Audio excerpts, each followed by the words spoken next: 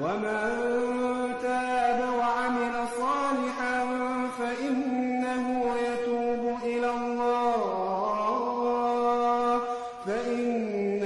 يتوب إلى الله متابا والذين لا يشهدون الزور وإذا مروا باللغو مروا كراما